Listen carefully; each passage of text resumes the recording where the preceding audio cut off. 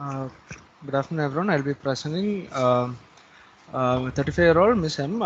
She presented to us with discoloration of third and fourth digit of bilateral hand for past 1.5 month, 1.5 months, which is progressive in nature. Started as a darkish discoloration of the digits and also had some mild discoloration. Past history, she is a known case of SLE with lupus nephritis class 4 diagnosed with a renal biopsy done in 2017 elsewhere. Also had a history of miscarriage in 2016. She had three flares of SLAs in the past, for which she was being pulsed with methylprednisolone. And throughout from 2017 till now, she's been on variable dose of steroids for the past 3 years, and also start on second line from 2017. Organ involvement wise, renal wise, she was diagnosed with lupus nephritis because in that presentation itself she had massive proteinuria with hematuria. Thromboembolic wise, she was diagnosed the left IJV chronic thrombus in Jan 2021. Neuropsychiatric, yeah, there were no seizures or any psychosis. Hematologically, she had anemia with outside transfusion done with DCT positive, but no signs of any hemolysis. And vasculitis wise, she had some palpable purpura, petechiae, and splinter hemorrhages in the hand. Examination wise, on arrival, her BP was 180 by 80, which was controlled with antihypertensive medications. Vitals are stable, all peripheral pulses were palpable. She was pale due to the anemia. Cutaneous examination, she had thinned out hair, suggestive of a lupus hair. Uh, Bilateral hand, dry gangrene involving the distal phalanx of two digits in the right and three digits in the left hand with the line of demarcation was found. There was no discharge, it was a dry gangrene. Reticular erythematous rashes over the palm. I'll be showing you the pictures in the coming slides. Also, we have screened up for a MCTD, so nail fold capillaroscopy is done. No features of any other connective tissue disorder there. Systemic examination wise, all the systems examination was unremarkable. Joints, there was no tender or a swollen joint. So summarizing, it's a 35-year-old known case of SLE with lupus nephritis. She was on tapering dose of steroids and second line, been pulsed thrice due to three flares in the past. Currently came in 1 after 2 months history of progressive dark discoloration of the digit, which worsened to a gangrene 1 month back and also having a left IJV thrombus. So this is a case where we are thinking more of a arterial thrombus and a venous thrombus from the history. Differential I would consider would be a SLA associated APLA because she gave a history of one miscarriage in the past 2016.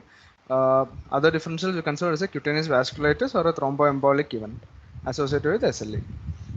Pictures are taken with consent. This is a patient. If you see the picture, these are the dry gangrenes. Line of demarcation was seen on bilateral distant phalanx.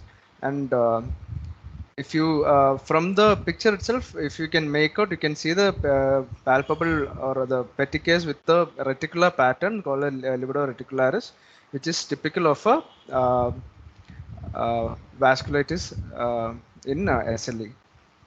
Also, because she was outside diagnosed the IJV thrombus, we have done a CT which showed a IJV thrombus, but also a internal carotid artery aneurysm. So we done the CT for one more reason. I'm just deviating from the main topic. She had a left vocal cord palsy, for which we are evaluating her. Preliminarily we thought it was a mononeuritis or a nerve involvement causing a left vocal cord palsy, causing a hoarseness of voice. Just to confirm the diagnosis, we did a CT neck and which showed a internal carotid artery saccular aneurysm. Uh, uh, Now that will be currently we've been dealing with the vascular surgery. Coming to the investigation, our ANA was positive with dsDNA was elevated, complements were low, C3, C4 were low. Urine routine still showed proteinuria, pyuria, and hematuria. 24 urine protein quantification showed 2 grams of protein. CRP levels were high with microcytic anemia. She was outside transfused also with the DCT2 positive.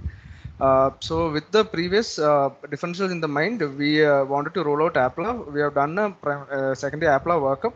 According to Sapporo criteria, she was not fitting into the APLA category, where all her markers, lab markers, beta 2 macroglobulin and anticardiolipin was within the normal range, and lupus anticoagulant was awaited. However, 2 times she was screened for APLA outside, and both the results were negative. And obstetric his, pregnancy morbidity wise, she had only one miscarriage in the past. According to the criteria, at least 3 miscarriages before 10 weeks of pregnancy was the criteria. So she was not fulfilling the criteria where we rolled out APLA. Other prothrombotic state, we did a homocysteine level outside one level of homocysteine showing elevation. So we have repeated in our lab, which showed a normal level. Other cause of vasculitis, Sianka, Pianka, we have done, which was negative. Thromboembolic wise, we have done ECG and echo, which did not show any arrhythmia or any clot or thrombus in the or a vegetation. Doppler showed a left IJV thrombus. So now again, after the investigation, we have rolled out APLA, but we have an aneurysm, which we most probably thinking due to an vasculitis event. Thromboembolic events we've been rolled out with our previous scans, and vasculitis is what your current diagnosis was. So coming to the topic for today, which is SLE associated cutaneous vasculitis. Usually it's presented as a punctate lesion or a palpable purpura, mainly in the palms, arms, or on the shin of the leg. There can be tender erythematous or with or without a necrosis. Usually we don't do a histopathological diagnosis on it. It's more of a clinical diagnosis after ruling out all other differentials we have. The risk of Caucasians having it is very low compared to the Americans and Africans. Other clinical association with the cutaneous vasculitis with SLE in this study, which was done in 2018, was a myositis, any muscular involvement, mostly a proximal muscle involvement, or any hematological malignancy, AHA, was a predictor of cutaneous vasculitis.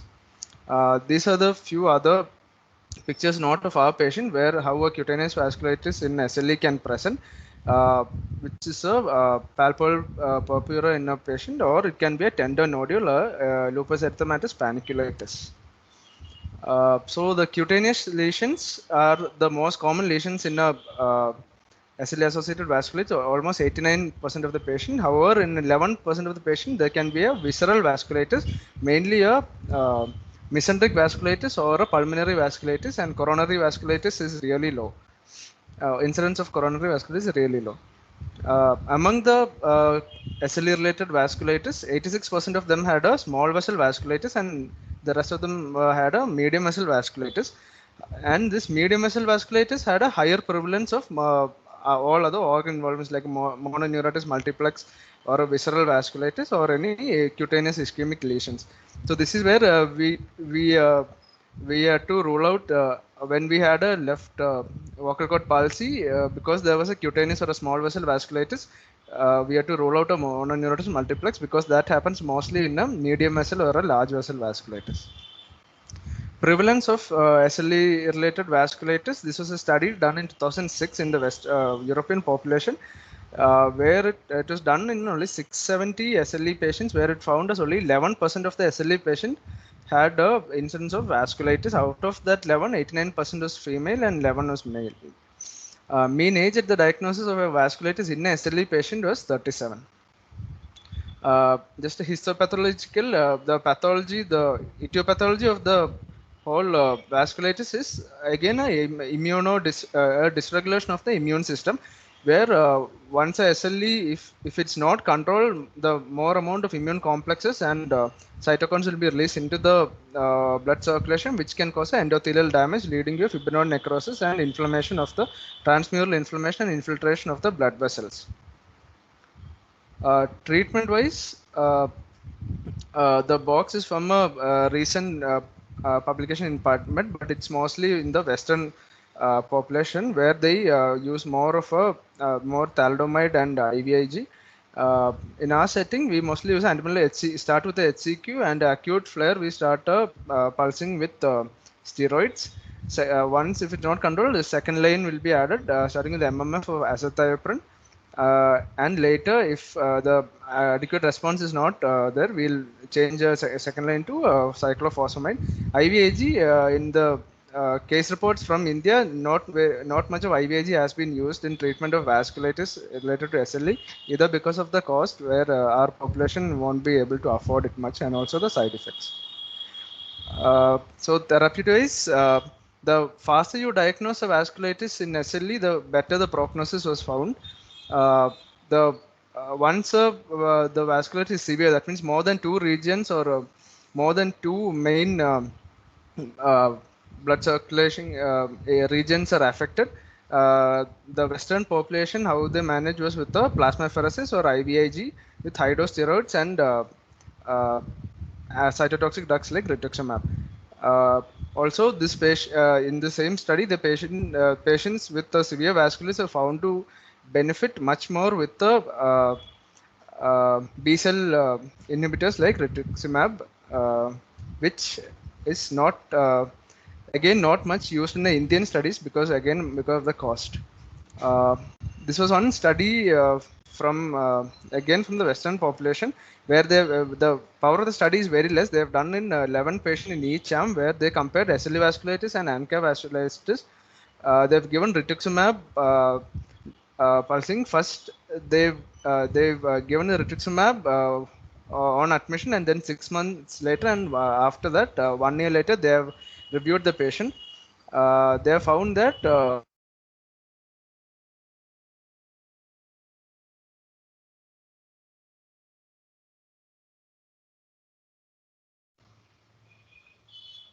Dr. Renju is stuck.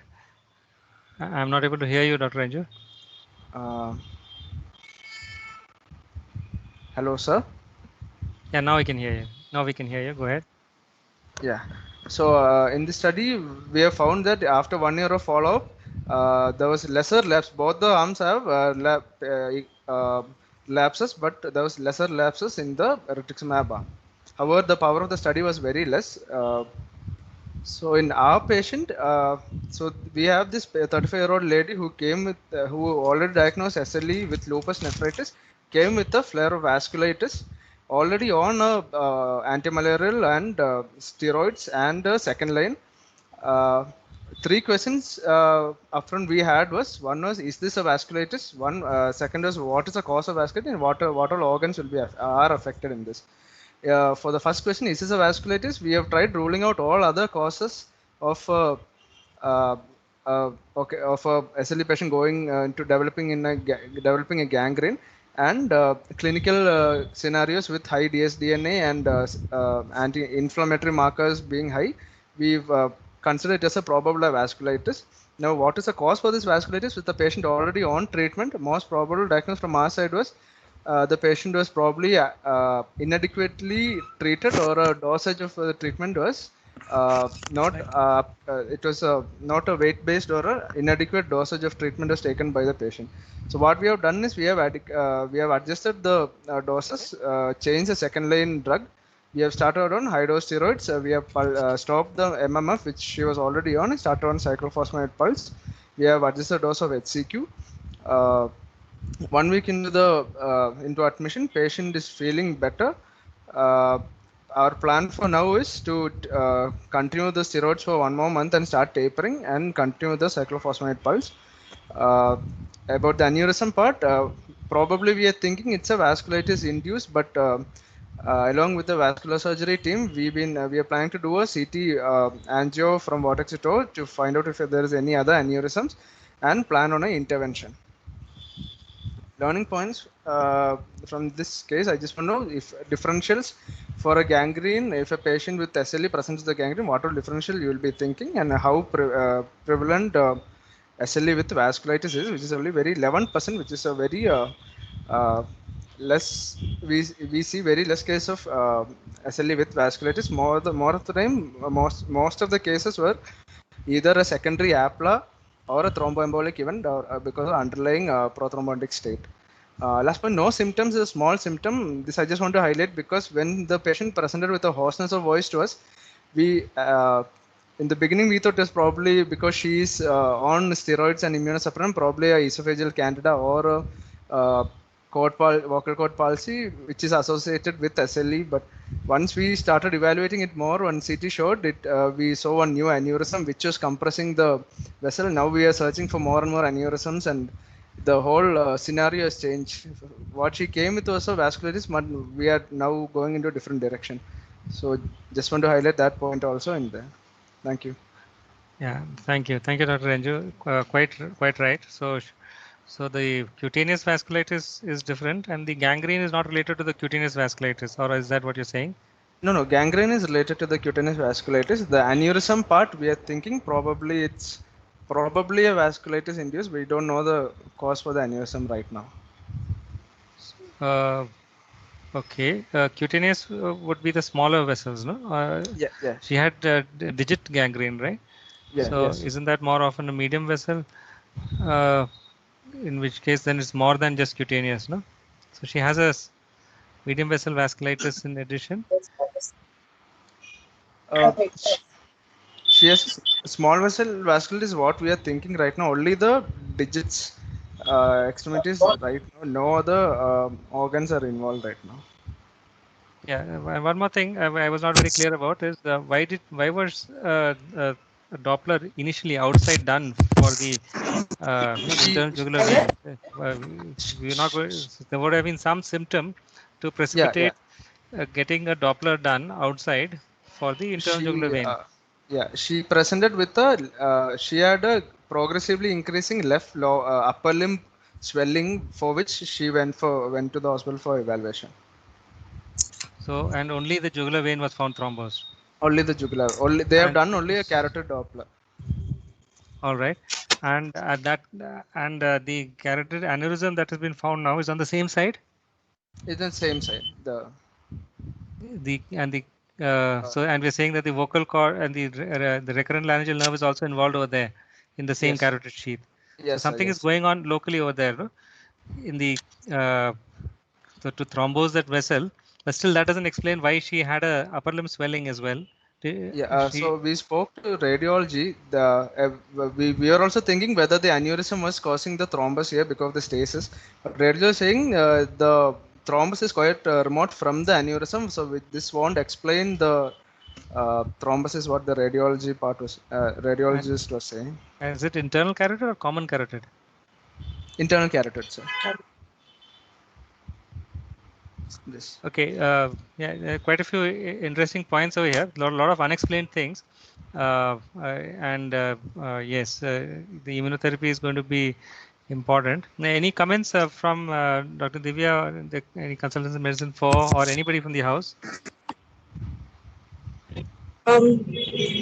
Yes, so one is the etiology itself. So basically, we wanted to present this case because we wanted to highlight an approach to a patient with digital gangrene in the setting of SLE. And as you rightly it may be more than just cutaneous vasculitis, maybe a medium vessel vasculitis. The second was the fact that there was a new symptom of hoarseness. In addition, the second is the fact that she's progressed while she's been on therapy, and what was the cause for having so many flares and quite active disease, which I think most likely seems to be that she may not have been on adequate therapy, and that may have contributed to it. The third being the fact that the hoarseness that she presented with it was not a very major symptom. It was rather overshadowed by the fact that she had this digital gangrene. But that led to us picking up multiple things. In the setting of the unilateral limb edema with the IJV, chronic IJV thrombus, at that point actually we hadn't really thought that there could be a connection between the two. When we further evaluated for the hoarseness of voice and found the vocal cord palsies at the point where we left side, same side cord palsies, when we actually thought. But from what we can see from whatever we have discussed of the imaging, they feel that the vessel wall is not significantly thickened, the internal carotid. So it may or may not be, and that is again a large vessel, so it may or may not be these activities. Some case reports of SLE with aneurysm are mostly intracerebral, which show that in the setting of in patients with aneurysm and connective tissue disease, there rapid growth in the size of the aneurysm per se because of connective tissue disease. Or from the wall of the aneurysm. So whether this is related to disease activity or not is something that would be a question. Quite right. Thank you, Dr. Divya. Any questions for anybody else in the house?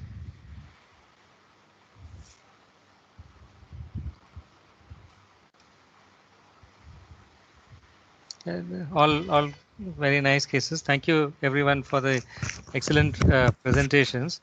As always.